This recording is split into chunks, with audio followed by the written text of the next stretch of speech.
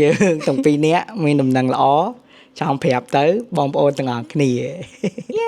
ដោយសារតែពេលដែលយើងជួបមិត្តភ័ក្តិក៏ដោយបងប្អូនក៏ដោយជួបនៅក្រៅគាត់តែងតែសួរថាកាលណាមានដំណឹងល្អឲ្យគាត់ អញ្ចឹងខ្ញុំដឹងថានៅពេលដែលបងប្អូនយើងគាត់សួរអញ្ចឹងគឺគាត់ចង់សំដៅទៅលើដំណឹងល្អនៃអូនតូចយេប៉ុន្តែឥឡូវខ្ញុំទាំងពីរនាក់ចង់ប្រាប់ទាំងអស់គ្នាថា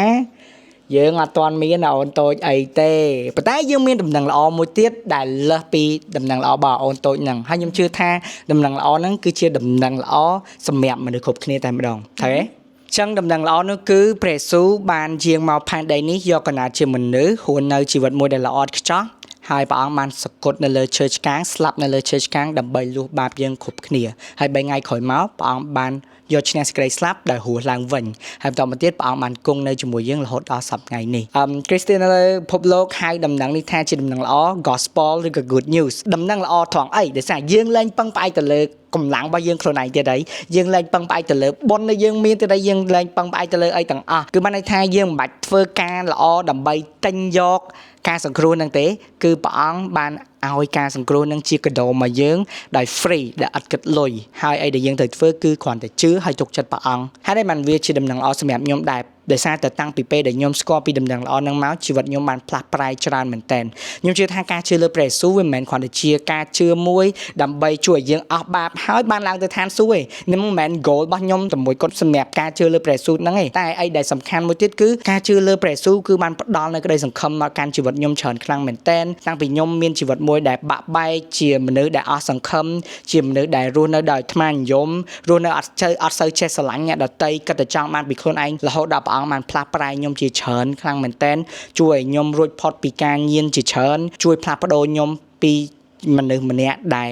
នៅទីកន្លែងងឹតរហូតដល់មនុស្សម្នាក់ដែលមានក្តីសង្ឃឹមឡើងវិញហើយខ្ញុំឃើញថានៅក្នុងសង្គមយើងរាល់ថ្ងៃមនុស្សជាច្រើនបានបាត់បង់ក្តីសង្ឃឹមមនុស្សជាច្រើនបានធ្វើរឿងដែលអត់ល្អសម្រាប់ខ្លួនឯងសង្គមជាតិនិងអ្នកដទៃហើយខ្ញុំជឿថាបើសិនជាពួកគាត់បានស្គាល់នៅដំណឹងល្អមួយនេះគាត់នឹងអាចរស់នៅក្នុងជីវិតមួយដែលពោរពេញទៅដោយក្តីសង្ឃឹមបានឡើងវិញពេលដែលខ្ញុំដឹងថាអ្វីដែលខ្ញុំធ្លាប់ធ្វើត្រូវបានអត់ទោសហើយវាជួយឲ្យខ្ញុំអាចផ្លាស់ប្រែបានអាចងើបពីផុកនោះបានចង់និយាយប្រាប់ថាការជឿលើព្រះយេស៊ូវមិនមែនជួយឲ្យយើងបានរកស៊ីមានបានឬក៏អីចឹងទេ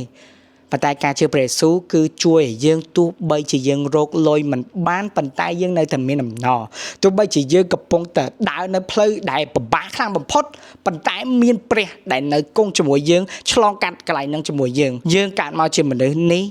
យើងអាចពឹងផ្អែកលើខ្លួនឯងបាន 100% នៅពេលដែលយើងបាក់ស្រុតទៅយើងនឹងមានអ្នកដែលចាំជួយហើយនៅពេលដែលយើងមានអ្នកដែលចាំជួយហើយយើងនឹងមិនបាក់ស្រុតឡើយដោយសារតែអ្នកដែលចាំជួយយើងគឺអស្ចារ្យគឺជាព្រះដែលយកឈ្នះការស្លាប់បានគឺជាព្រះដែលពោរពេញទៅដោយក្តីស្រឡាញ់គឺជាព្រះដែល